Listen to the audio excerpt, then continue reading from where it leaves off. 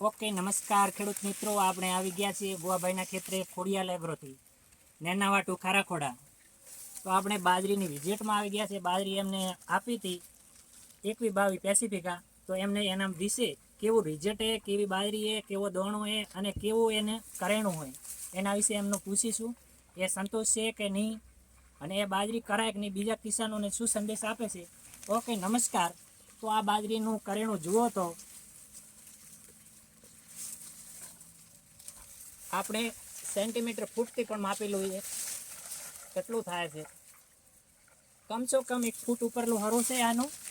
પછી હાઈટ જોઈ લઈએ, હાઈટ કેટલી છે. આ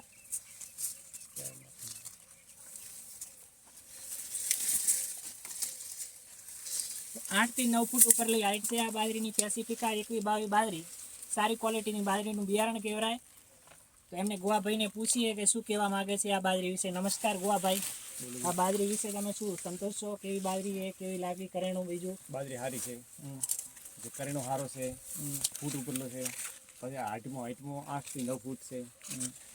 તો બીજા કિસાનોને તમે શું કેવા સંદેશો આપો છો આ બાજરી વિશેનો? કે બાજરી આ કરાય, ડોકો સારો છે અને દાણામાં પણ સારો છે. એમ હવામાનથી પણ વાયરાથી પણ પડતી નથી. હજી બધી વાયરાથી પણ પડી નથી.